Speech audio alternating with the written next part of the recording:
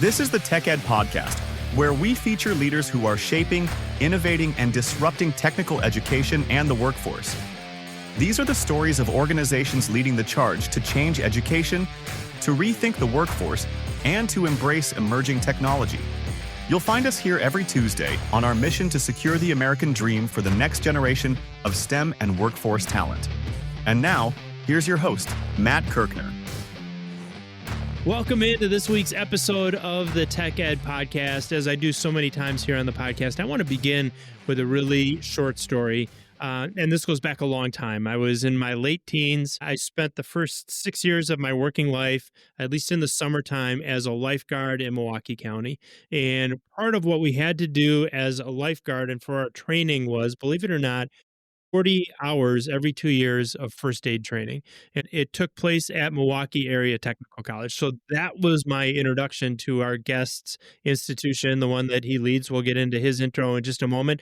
But I had such an eye-opening experience as you're walking back, and the course that we took was in the way back of the campus. And so you would go through all these different programs, CNC programs, public safety programs, nursing programs, and so on, all the way back to our first aid program. And it was really my first eye-opening experience when I was probably 17, 18 years old or so, of the incredible value that our technical and community colleges here in the United States, and specific to my home state of Wisconsin, our technical colleges add to our economy and add to our way of life. There's so many things that we take for granted that we would never realize have their roots in our technical colleges. So I'm a huge fan of the amazing work that happens in and around technical and community colleges all over the United States of America. It's a real honor, and I mean that genuinely, to welcome to the studio of the Tech Ed Podcast the president of that institution, Dr. Anthony Cruz, president of MATC, Milwaukee Area Technical College. Dr. Cruz, what a pleasure and an honor to have you here. Thanks for coming in. Oh, thank you so much. It's my pleasure to be here with you today.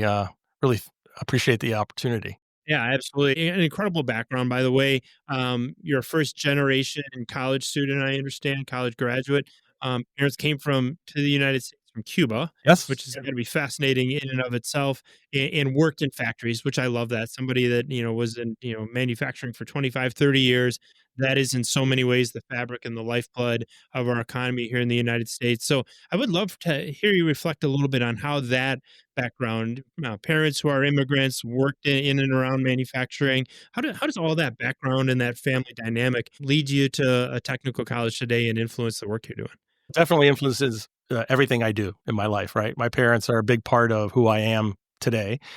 Came to this country in the early 60s from Cuba and didn't know the...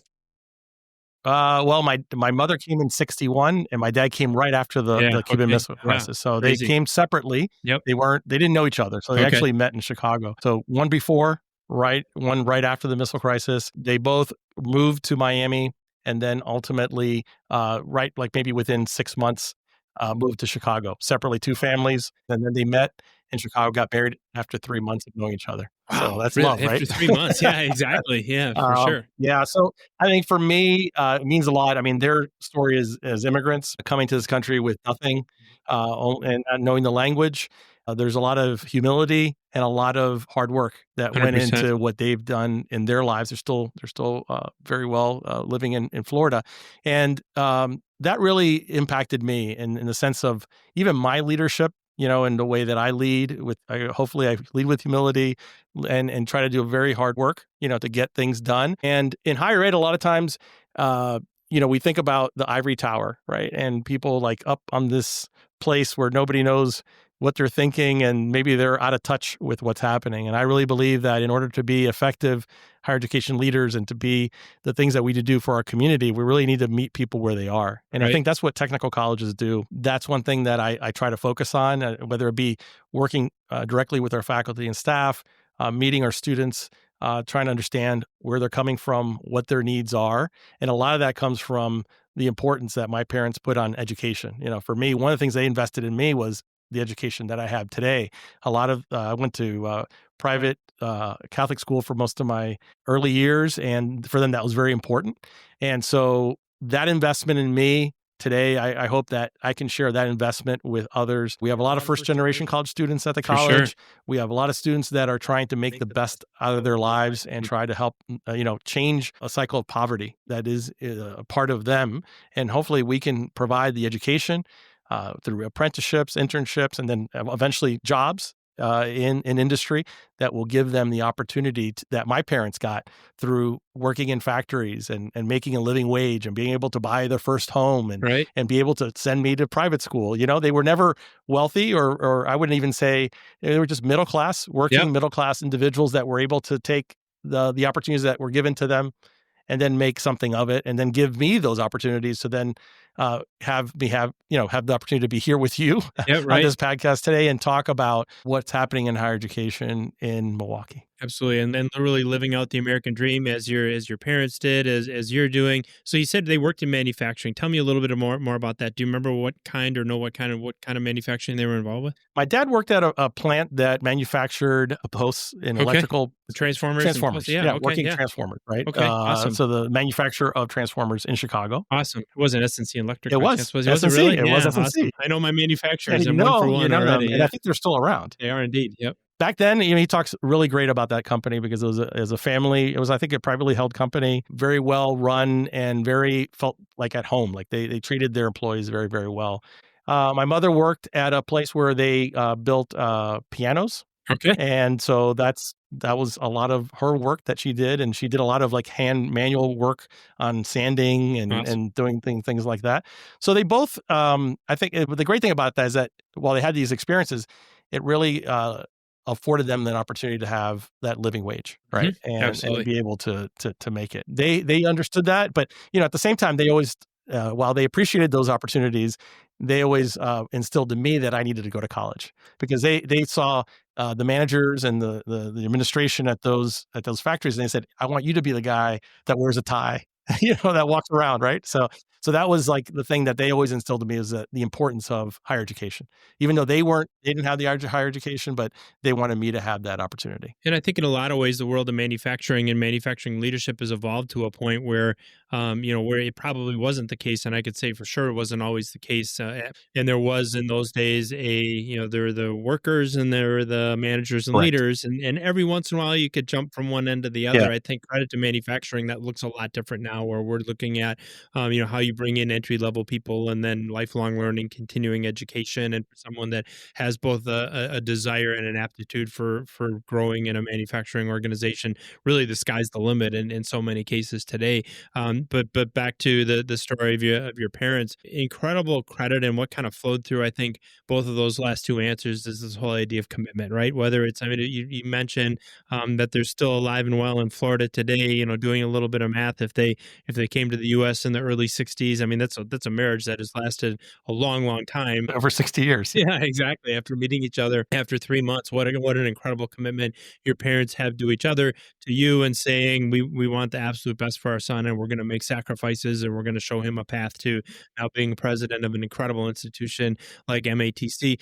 I know you're also, we mentioned students, insanely committed to students. And in fact, your mantra for MATC is students first. I love that. Yes. I think so often in education, we forget about that, right? That really, we've got students on one end of the equation and we've got employers and opportunities and jobs or whatever comes next on the other, and incredible value from both those stakeholders in as much as we're super focused on taking care of our team, taking care of faculty, staff, anybody else that's part of this experience, keeping students right out in front, really, really important. So talk about that commitment and why that's so important to you. Ultimately, and we can look at higher education as a business or not a business. And sometimes individuals in higher education don't like to talk about higher education as a business, as an industry, right? But we are, right? Yeah, and our students are our customers. Yep. And for me, somebody that's been in higher education for over 30 years, I know that without students, right, we wouldn't have our institution. Yep. And our students come to us from all walks of life and really looking for an opportunity. And then so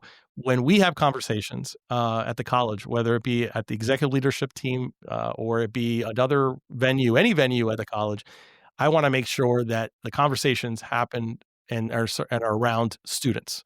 Right. What student needs are, what the student experience is. And that's how we get to then everything else. And obviously we need our employees, we need our staff, we need our faculty. They're very important. We need to support them. But ultimately, they're there to educate and to support, because we have people who are educating in the classroom. We also have individuals that are outside the classroom that are providing the support students need to be successful. So both of those are critical. But we know that students are at the center of what we do. And so we have to continue to think that way. How is this going to impact our students, right? And just as important it is to have that focus, we know that the relationships that we build in the community with our industry partners, with our community partners and others is also going to be very important to our students. So 100%. it's not just about what's happening internally within our walls, but it's also about what those opportunities are outside of our walls and for me, it's very important to build those relationships. So our students, again, are getting the opportunities that they need. I mean, do we have, do they have the apprenticeship opportunities that they need? Do they have those internships or those jobs that really will pay that family sustaining wage?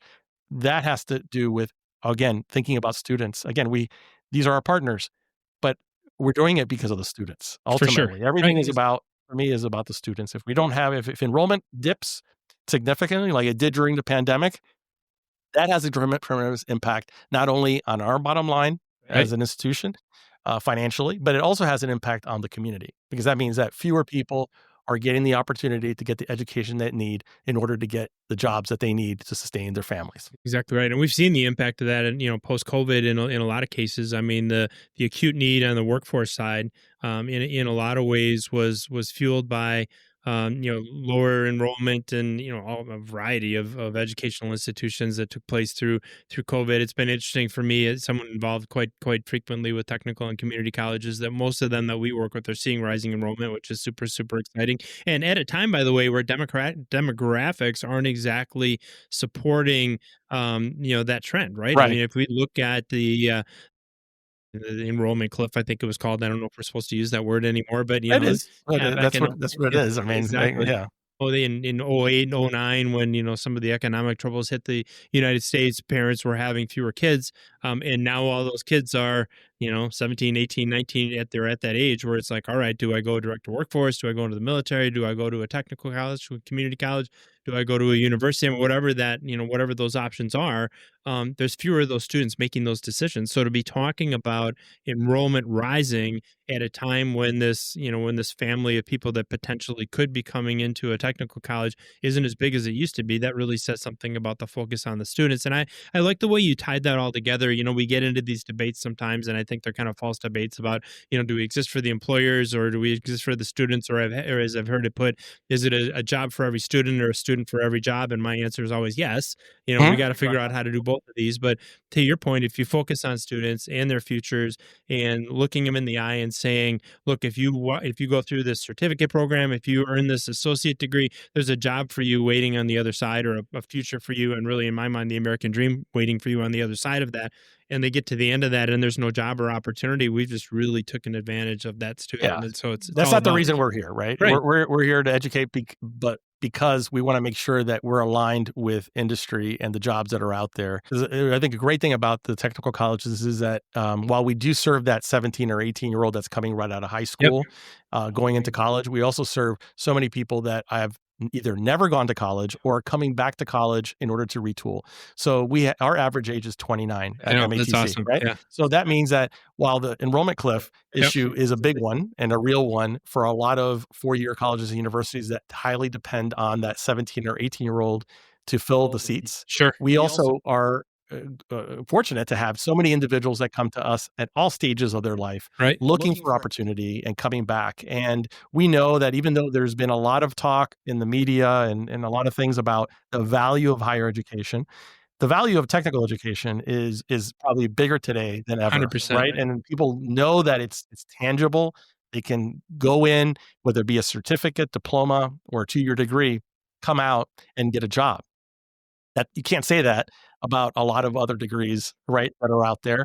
And so that makes us, I think, pretty special. And I've worked at multiple institutions, other community college, 2-year colleges, community colleges, but technical colleges specifically are very special because they not only bring in, we offer associate degree programs for students to go transfer, but we also have a lot of opportunities for the trades and manufacturing and other areas where students can come in and go right into the world of work after they've completed their credential with us. So that makes Absolutely. us, You I would did. say, 100%. and really something that I love about what I.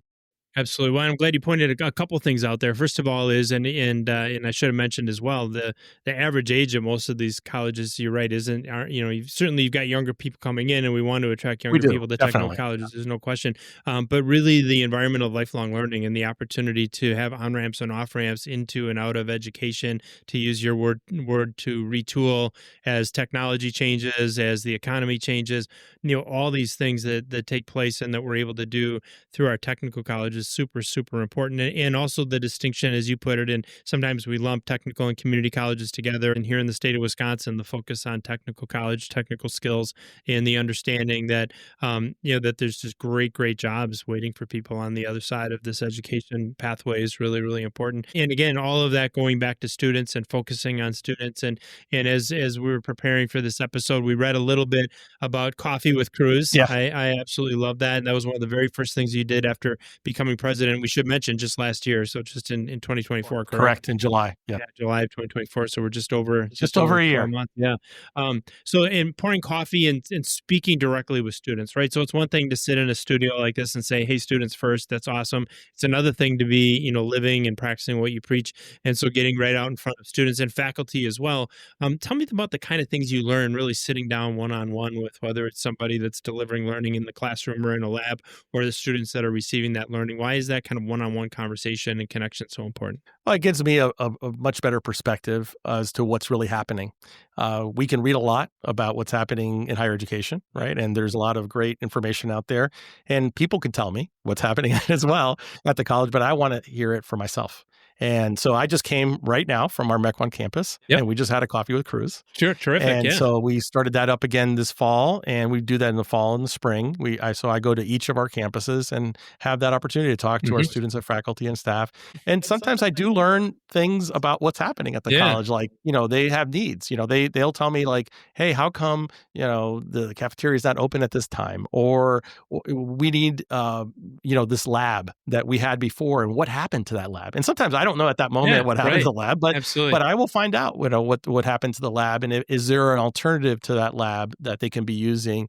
And so it gives me that, that face-to-face and that first frontline type of perspective as to what's going on. And again, same thing with faculty and staff. It works because when we do something, when that issue comes up, I have some perspective like, I had a faculty member or a few faculty members that have talked to me about this as an issue. And maybe I didn't even think it was an issue. But, they're looking at it from their perspective, how it impacts them. And now they're sharing that with me. So then it makes me a better decision maker, right? We talk about making data-informed decisions. We can look at it as, things that are on a sheet of paper, that is data, but there's also just that data that we collect by having conversations. And, it's much more qualitative in nature, but it nonetheless, it's just as important to get that information and understand what people are thinking. Totally. You get the facial expression behind it. You get the emotion behind it. And, what we say, whether it's in the businesses that we're involved with or otherwise, is look, we're not going to be able to solve every problem, but we'll always listen, right? And we'll solve as many as we can. And also, by the way, if we hear this from one person, that's one data point. If we hear it from 10 people, it's like, maybe this is something that we need to look a little bit more deeply into. Yeah. And what I find is that oftentimes just the opportunity, whether it's a student sharing a concern or a faculty member or a member of staff that's sharing something that's bothering them, just the ability to unload that and know that they've been heard makes a huge difference. So one of the great things I think that you brought to the MATC district is this interest in spending time listening to students, spending time listening to faculty and staff, reacting and solving problems when and where you can. You've worked a lot of places. I mean, we talked about you spent some time in St. Louis, you spent some time in Ohio, lots of time in Florida, spent your early years in the Chicago area.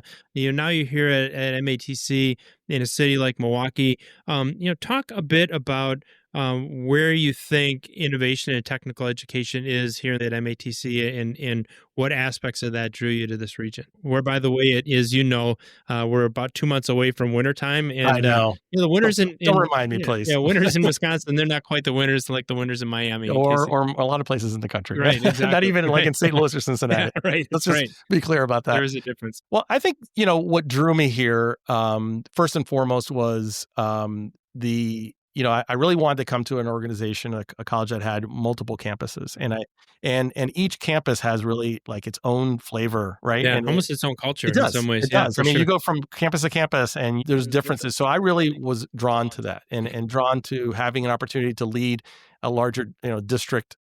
What I've learned, and one of the things what makes us really strong as a technical college system is actually the Wisconsin Technical College system, the system itself, right? The system, the 16 colleges are so strong, and we are so collaborative, and that's what really makes us very different from even other places where I've worked in other states, where it's really been kind of like a battle between institutions. Here, we really work together. We have a president's association for the system. We actually have the system office, which the president, Layla, by the way, she was here about, I don't know, probably 3 months ago or so. I saw that. So, and Layla's amazing. And so she leads the system. And, but there's a lot of collaboration there, and we work together. When we work on issues that are facing the colleges, we go to Madison together. Yep. Even though we may do it individually, but I mean collectively, meaning that we have the same message. Absolutely. We have the same message when we're looking for more funding. We have the same message. There have been other places where everybody's scrambling and fighting, and it's Hunger Games, right? Yep, it's not the Hunger Games here. And so that I really love that. And awesome. And then the collaboration we have with the presidents as well. I mean, it's great that we help each other out. Yep. When there's something that we don't understand or an obstacle that we're facing as an institution. Hey, are you facing the same thing? What's going on over there? And we're in all different parts of the state, very different parts of the state, but nonetheless, we're serving students and we're serving communities, right? And we're serving industry. So it's great to have that, and that has, I think, reinforced, my reason for coming here is like having that type of collaborative type of system that really works together to really making it just stronger altogether. And for sure. That's one thing that makes us, I think, again, we're going to use the word special, right? It is special. It's special as a system and for this, and the way that we work for the state. Yeah, agree 100%. And it's interesting because I've been interacting, following my manufacturing days and getting on the education side now 10 years ago. And I would say even since then, I mean, turning back 10 years, there was always collaboration among our technical colleges. And by the way, the system in the state of Wisconsin is not a centralized system, right? So every college has its own board. All the programs have their advisory boards. There's a state system office that has some influence, but can't call you up and tell you what to do. Correct. And there's other states that are totally different. I spent time down in Indiana, and the president there, who for a number of years was Dr. Sue Alsperman. She's I think recently retired, but at any rate, I mean, they tell the ship to turn, and the entire state of Indiana turns. That's not the way it works in Wisconsin. I think there's benefits and drawbacks to both models, but the one we have here, tremendous amounts of independence at the individual college levels. And I would tell you, at least in my perception, 10 years ago, there was still a degree of collaboration, but it isn't what it is today. And today you see, I was at Marine Park yesterday with Bonnie Bearwald. Yeah, I'm traveling with Paul Carlson from LTC next week. I was with Rich Barnhouse last week from Waukesha County Technical College, and I'm going to a Gateway event tonight, Gateway Technical College. So lots of engagement with the technical colleges here in the state of Wisconsin. And somebody said, I think it was Dr. Carlson actually, that said to me that we're now at a point in Wisconsin where more than half of the college presidents came from outside the state. That's correct. Yeah, which is interesting. And I think if you had asked me 10 years ago, is that a good thing or a bad thing, I might have shrugged my shoulders and, no offense to present company, said, I don't know. I mean, maybe we should be promoting people from Wisconsin. I think in a lot of ways that has added to collaboration, and maybe some of we were talking before we went on about the vitriol, or at least the battle between the Chicago Cubs and the Milwaukee Brewers, right? And some of that territorial stuff that maybe existed 10 years ago, I think we see less of that. And I think there's tremendous positive influence as a result of that.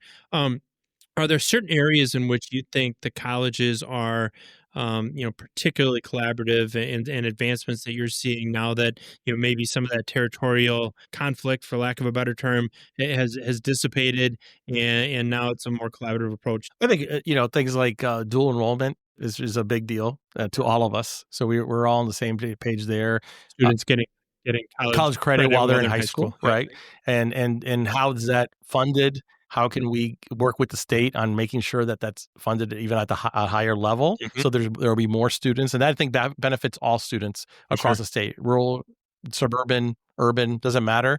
Dual enrollment is an amazing opportunity for our high school students to start getting college credits. I think that just in general, like looking at transferability of credit, right, is very important as well to us, because we want to make sure if our students are coming to our institutions, that if they decide that they want to transfer to a university, that they'll be able to transfer as many credits, probably hopefully all credits, to that institution, and be able to then cut down on their expenses, on the time that they'll have to take extra credits.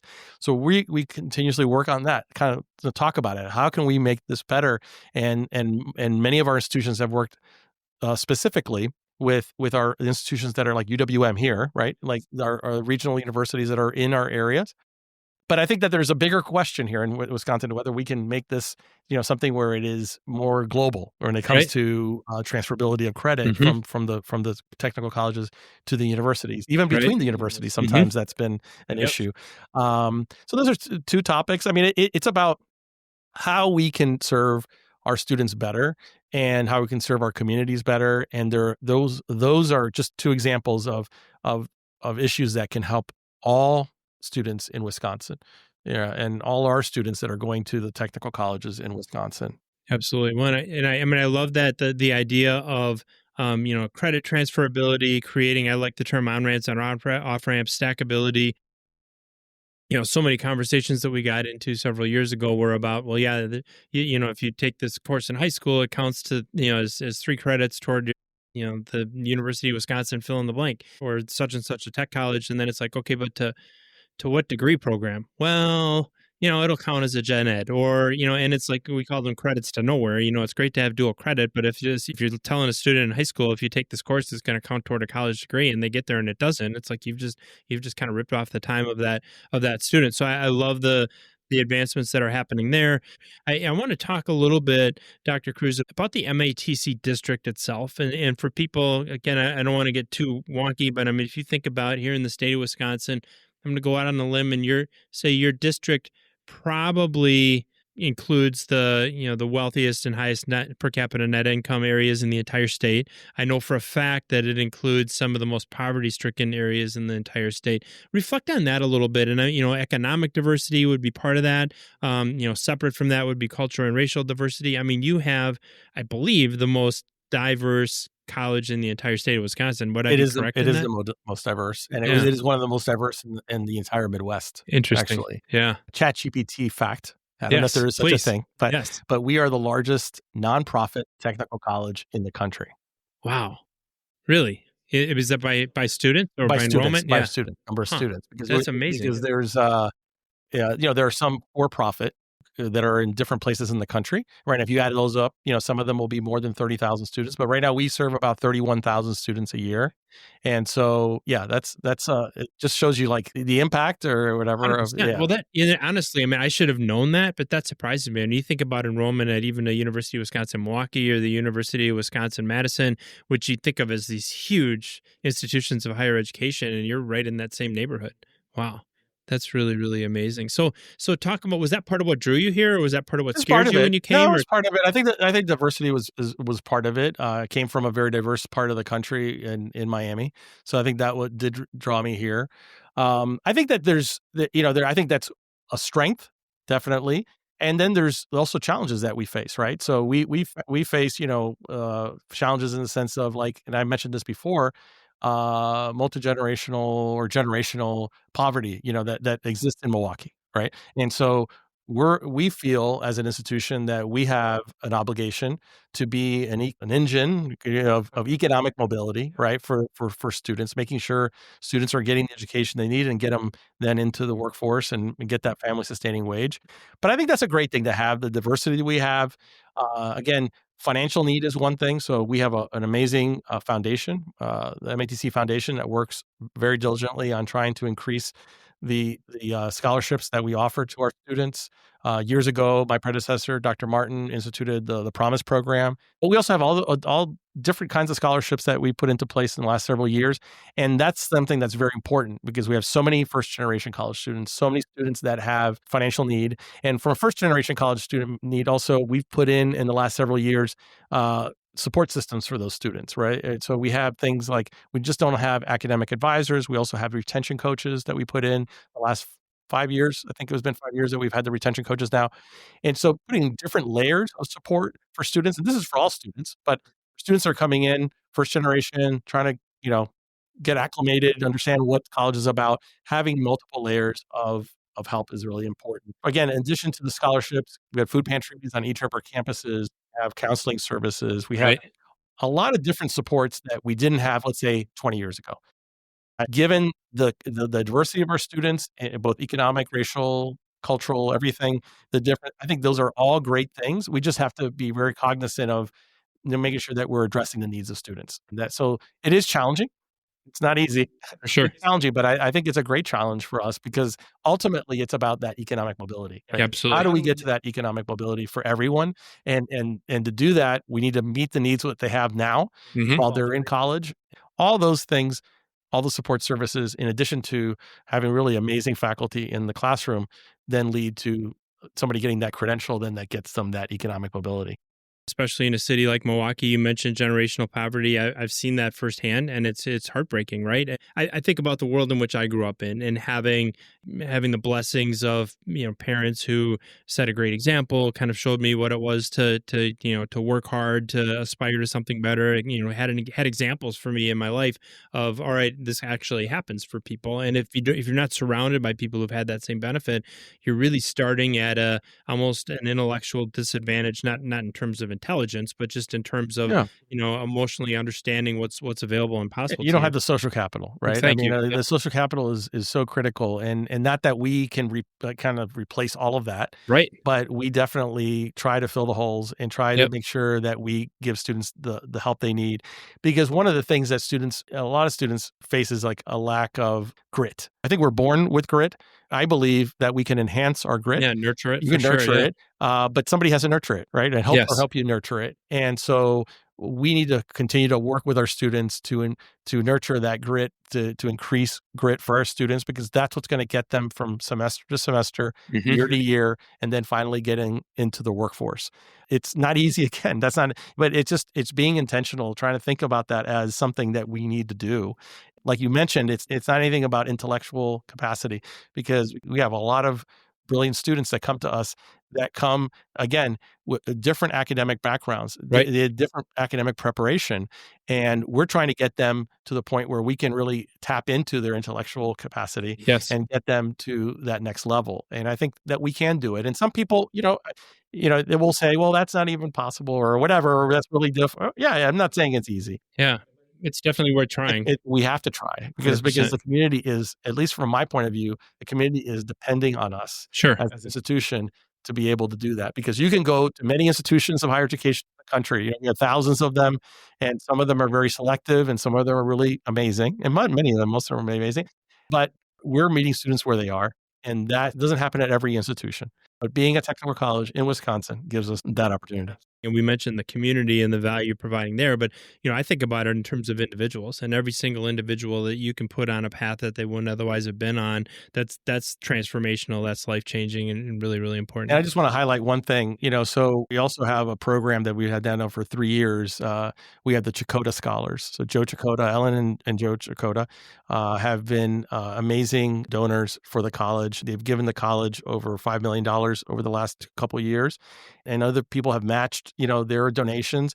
And the last 3 years, we've used about $8 million in Chakota scholarships to basically help students get through 1-year programs. These are 1-year diploma programs that will give them a living or family sustaining wage upon completion. So 1,200 students have completed this program and their lives have changed because of that. And because it's not only about giving them tuition, it's not only giving them books, it's also giving them food vouchers. It's giving them maybe a place to live. Yep. It's helping them with daycare.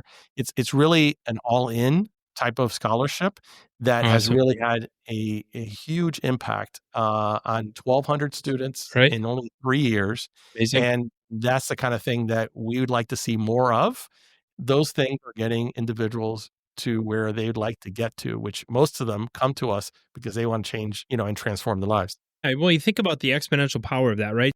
Yes, their life is going to be way better. We're also helping to solve for a workforce problem in and around all kinds of different economic areas in the city of Milwaukee. So now they've got skilled team members. Now you have people that are earning, a family supporting rate wage that maybe already have kids or are having kids, and those young people are growing up in a different environment than they might otherwise have grown up in. Definitely. And those people that are earning those wages, that money doesn't sit in their bank account, right? They're spending that money Goes over into and the over and economy. over again.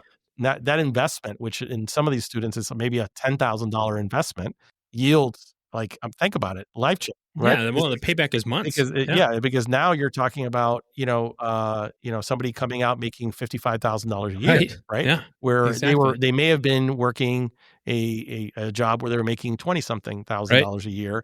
Now they more than doubled their annual income and put them on a road that will not only change, like you had mentioned, not only changes their lives, but that changes the lives of the people who depend on them or just their family in general. And does it in 1 year, and does it in a way that, a lot of those folks probably don't have $10,000 or maybe can't borrow $10,000 to even have that opportunity. And so now you've just absolutely accelerated that individual's life. So credit to you for that. I want to credit you with one other thing, which I think is really kind of fascinating as we've had this conversation. I knew your predecessor, Vicky Martin. You've referenced a couple times, hey, I didn't start this, but the previous leadership did, and it's a good idea, and we've kept it going. And I can't tell you how many times I've been in and around higher education where a new leader comes in and changes everything. And if something that was happening was a bad idea, they change that. And if something that was happening was a really good idea, they change that too, because it has to be their agenda. And the fact that you're both forward thinking enough and humble enough to say, look, if something's working really, really well, let's just make that even better. We don't need to start this all over. Have you been told that before? And is that kind of part of your philosophy in terms of leadership? I don't think everybody's told me that before, Okay. to be honest. But I feel that I really try to analyze things when I first came in and start looking at things. And I've been about a year, and I have a good sense of what's working and what's not. And I have a feeling that if I can determine that something's working, right, we're going to continue it. Yep, it's like, and I can build on it. Yep. Even the promise, right now we're looking at making some adjustments to the promise to actually make it a little bit more, like the criteria a little bit wider. So it's like more students can take advantage of it, because I think it's a little bit restrictive right now. I think that we can do that. But that opens up the opportunity for donors too, to say, hey, if we open it up, that means that we're going to give more money to students, which means we will need more money in order, through our foundation, in order to fund that, right? And there are some things that we'll be looking at in the future that will be changed. But I think that there is so much that has been going on that's going really well, and I want to make sure that those things continue. And then we'll tweak those things as needed, and then there will be new things that come about that will be brand new, that will really make a whole lot of difference as well. I'm really big into I won't go in specifics, but it's like about the partnerships that we have with our businesses, and I want to see more of that. I want to see something more around how we provide internships to students earlier in their college careers, so they can taste what it is to be in that particular industry. And at most 4-year college universities, you have that experience at the end of the 4 years. And there are a lot of robust types of internships that offer to students when they're coming out of 4-year. I want to see if we can, kind of disrupt that a bit, in the sense that how can we work with industry and with businesses to do more on the front end, I like on the that. early, because I did some things in Florida with micro internships early in the student's career, to give them the taste of what it is to be in that career. So then that way they can have more of an incentive to continue, rather than putting it at the end. And in our case, we're looking at 2 years, right? Most 2-year degrees. But I think that we can do that at the front end. So businesses here in Milwaukee, as I start to approach them about something related to that, it's important for them to keep an open mind about 100%. our students, Yeah, because well, I've absolutely. already talked to, I've been talking to a lot of employers and individuals, throughout the last year. And a Right. lot of it, when I get to internships, they're like, yeah, we have an internship. I go, so who do who goes? And I go, well, seniors. Well, seniors at 4-year colleges. Right. Yeah. Would you take anybody from a 2-year? No, we don't Yeah. do that. And it's like, well, why not? Like, and Yeah, in some of these absolutely. jobs, I'm telling you, they're not necessarily in the trades. These are maybe in finance or, some other area. And I'm thinking, our students could do this, For sure they and could. after 2 years, they could do this. I mean, Yep. if you require, and that's the thing that, it's happening right now in industry. Industry is looking, and businesses are looking at, the 4-year degree is not necessarily, shouldn't be a requirement for every type of position that you have. If you have the right training and you have the right aptitude and you have the right attitude, Yeah. you should be able to give people that opportunity. So I want our businesses to kind of be They a little bit should. more open-minded about students at technical colleges, at 2-year colleges, what they can offer, because I think they can offer a whole lot, and they can come in. You can come into the organizations. Maybe they don't come at the same level, but they can come into that organization and learn and do some really great stuff. But I think that internships I'm a big believer in, like, experiential learning, right? And whether it be apprenticeships or internships and externships, and I believe that there are opportunities for our students to, if we can get more of that, the better. But it's hard, because one thing that I noticed when I was in Florida was that the larger corporations, like I'm talking about, like, whatever, let's say you're Fortune 100 or whatever, Yeah, it's for sure. hard to get them to enter into these types of agreements, Right. because they have very large Yeah, a legal lot of legal red te- tape and legal teams and things like right. that.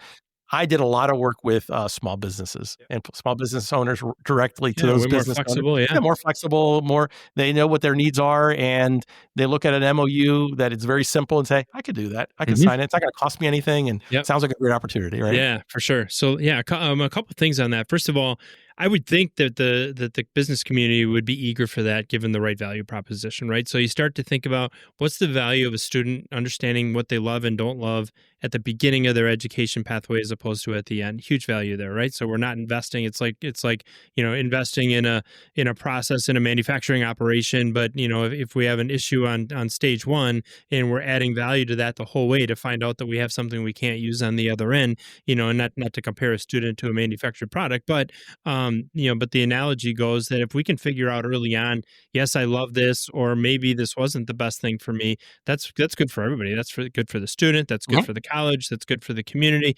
And then you start to think about building these relationships with students early in their path. I mean, a lot of times we hear from people, well, we're not getting enough students from the technical colleges. And well, maybe that's true. Part of that is that somebody else is getting those students, and it's the people that are really, really engaged with the college. I will tell you, in one of our ed tech companies, we had a different college in Wisconsin, but we had a technical college student, Jordan Zachariah was her name, who worked in our business early in her college pathway and was awesome, added tremendous value and learned a ton about the business she was getting into.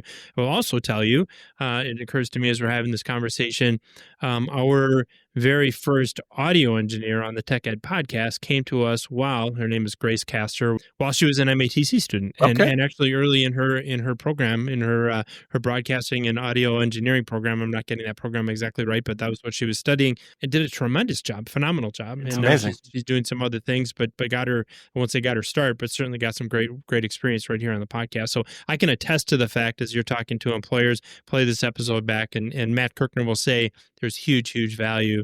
There's huge value in having those students start early. I think that's a really, really innovative approach. Speaking of innovation, let's talk a little bit about AI. Let's talk about automation. All of that is reshaping industries. It's also gonna, this technology is gonna reshape the college experience, both for faculty and staff and for students. So you can't get through a conversation anymore without talking about artificial intelligence. Hit on a little bit, and I know you've been a leader on this, and you've been actually quite an advocate for engaging and using artificial intelligence across your programs. Talk about how that's going to transform the technical college experience and our ability and the manner in which we deliver education. Yeah, it's changing every day, right? And that's I think the biggest challenge, right? Well, you could say 5 years, 10 years. I think that, how about 1 year? Right. What's going to happen in the next few years? And I think the biggest challenge we have as a technical college is, how can we evolve? Can we change, meet those needs quick enough? Right. I think as an institution and as 2-year colleges, I think we're very flexible. But at the same time, are we willing, or are we able to actually meet the challenge that we're faced with today?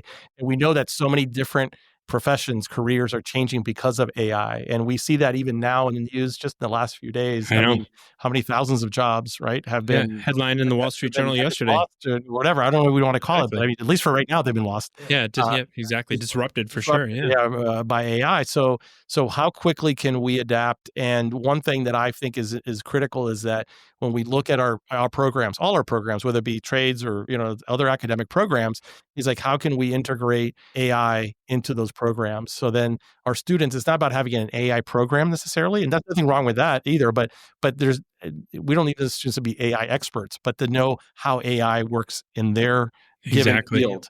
And so that's the challenge that we have. We're working on that, and we're trying to see how we can, improve on that. I think, but it's just moving very, very quickly. And in higher ed, usually, even though I believe that we are very flexible and are pretty swift on our feet, right? I still think that I don't know if we can be swift enough, right? Given how this is all changing so rapidly. In the past, we said that higher education transformed one retirement at a time, right? And I heard somebody say one death at a time. I thought that was a little bit dark, so I don't use that one. One retirement at a time is a little better. It's a little bit better, right? But I think you're right. I think if we wait for entire generations of team members to turn over, we're going to miss this opportunity. Yeah, so we're going to have to look at finding more individuals or thought leaders and employing those individuals internally that will help us kind of reshape this, right? And reshape it quickly enough and reshape it in a way that is not seen as a threat. Because again, anytime you change things, and we've done things, some programs have been done for a long time in a same similar way. Yep. I think we want to do it in a way that's not going to be threatening, but nonetheless, I feel like it's something that has to happen. It does. In order for us to not just, I don't say survive. I don't think that I think it's more about that we're doing the right thing for our students, right? At the end of the day, students first. So if we're not doing this, what's going to happen when that student graduates and then goes into, industry and then and finds himself like, what is this? Exactly. Well, they're either going to be, they're going to be threatened now, or they're going to be threatened when they get to the workforce. You'd rather have them work through that threat now and make sure that they're prepared. I think absolutely. So speaking of being prepared, I'm prepared to ask you two more questions, and I feel like I could ask you another 100, but we're limited on time for better or for worse, and so I want to make sure I'm being respectful of yours. Two questions that I think we can finish the podcast off with here. They're questions we love hearing from our guests, and we ask every single one of our guests these two questions. The first one is there something we haven't talked about already about education? Everybody has their own path through education. You've been in and around it, your whole life in your career. Is there something that you believe, Dr. Cruz, about education that would surprise other people? That's a great question. Maybe people, and maybe it's about this thing about change, right? And I think that what you talked about before about that change, whether or not higher ed is open to change, or people maybe have a preconceived notion that higher ed is not one that will change. And I think that's not necessarily true. I think we definitely don't move at the speed of business, right? But I think that we do move and we do make changes and we are innovative. It's just that we do it in a maybe a little bit different speed. Right. One thing that I try to do in the organizations that I'm in, and because I've worked also in the private sector, is try to instill in people a little bit different frame of reference when it comes to making change. Again, people are a lot of times threatened by change. And I think that one of the things that I tell individuals is that, and I tell people in the college right now, that our biggest enemy is the status quo. Yes. And we have to continue to change and transform in order to really keep up with everything. It won't necessarily happen at the speed of like people would want, but I think it's still happening. Absolutely. And I think that may be a little bit something that people don't think that's happening, but it maybe happens a little bit slower. But also individuals, it depends on who is the leader, could help a lot in trying to move things along a little bit faster. And I don't want to be, again, I think disruption is a good thing if it's a positive. Yeah, for a purpose. Yeah. And I think that I want to continue to be disruptive and try to make sure that individuals know that if we are disruptive for a good purpose, right, we'll get good things happening, and the status quo continues to be our enemy. When we say right in the intro to the podcast every week that we have conversations with leaders who are disrupting education, and so that you wouldn't be here if we didn't see you as a disruptor. So certainly appreciate that aspect of it. I think the other thing that it's important for employers to understand, I came from a small to medium-sized manufacturing world where you could make a decision Monday, implement it on Wednesday, and see the results on Friday. And people are like, why can't education move faster? And it's like, well, there's certain guardrails in the, especially in public education that doesn't exist in the rest of the world, or at least in the world that we're from. And you have to be respectful of that. And they're there for a reason. And there's process, and some people would call it bureaucracy. And sometimes that's the case, but a lot of times it's just, no, there's really thoughtful processes and procedures that we have to go through to make sure that the disruption that we do engage in is well thought out and well prescribed. So I think it's important for people to recognize that. But I do appreciate the philosophy and the spirit of disruption taking place at MATC on an ongoing basis. I want to go back now. One last question. You're a 15-year-old young man. I'm guessing at that point, were you in Chicago? I was in Miami. You were in Miami. I was in Miami, yep. So yeah, that's right. First 9 years in Chicago. Yeah. So 6 years after you moved to Miami, you're a 15-year-old young man, sophomore in high school, give or take. And if you could go back to that one individual and give them one piece of advice, what would that be?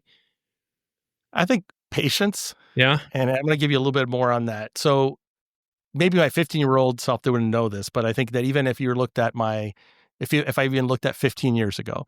So in my career, I always thought that, I always wanted to climb the ladder, right, but not just for financial reasons, but I thought, well, the higher I go in higher education, the more impact I will have on that organization.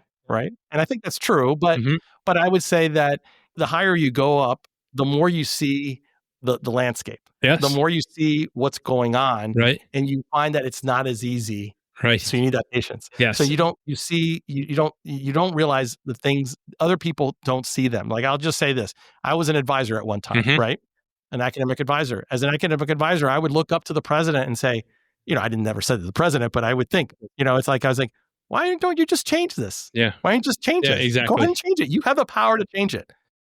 But when you sit in this seat as president and you look around and there are so many competing interests and so many people and organizations with agendas, it's not that easy to make change. Right. Even though you want to make change, but there are certain things that you got to be able to be patient. Right. It doesn't mean that you're going to take your time and lollygag, but you want to have the patience to know when's the right time to make certain decisions and to do certain things, because it's much more complicated. So the higher and this is one thing I would say, like the higher you go, right, the more you see the complexity. Absolutely. And you don't see the complexity at a certain level. But the higher I've been, the higher, every step of the rung of the ladder that I've climbed, I've been in every rung of the ladder in higher ed. Yeah, right. The complexity has just increased, and I see more, right? Right. And when you see more, then it becomes more complicated, more complex, and that's why you have to be patient in the sense of how and when you make certain decisions.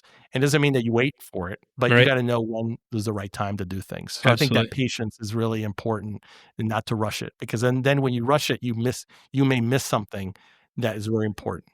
It's almost a blessing and a curse, right? So I get to be a president. I can do whatever I want. The further up or whatever direction we want to talk about that you move in an organization, yes, you have more freedom to make decisions. You have way more influence to steer the ship, but you have equally increased obligations, commitments, and results that aren't always positive if you just do whatever you want. Some of those consequences. There are a lot of consequences. You see more opportunity. You also see more consequences. Balancing those two, super, super important. Really glad we had this opportunity, Dr. Cruz, to have this conversation. Super, super interesting. The work you're doing at MATC, really, really impressive. So thanks for joining us. Well, Matt, it's been a pleasure, and thank you for having me on the podcast. And I love what I do. And that's why I do it. Great conversation that we had with Dr. Anthony Cruz, and can't thank him enough for taking time. We would invite everyone to check out the show notes, a handful of things that were referenced. We'll link those up in the show notes. We'll put those at techedpodcast.com/Cruz. That's techedpodcast.com/CRUZ. As always, check us out on social media. We are on Instagram. We are on Facebook. We are on LinkedIn. We are everywhere you consume your social media, including TikTok, by the way. So when you see that, reach out, smash that like button for our producer. She loves it when I say that. And don't forget to see us again next week on the Tech Ed Podcast. Thank you so much for being with us.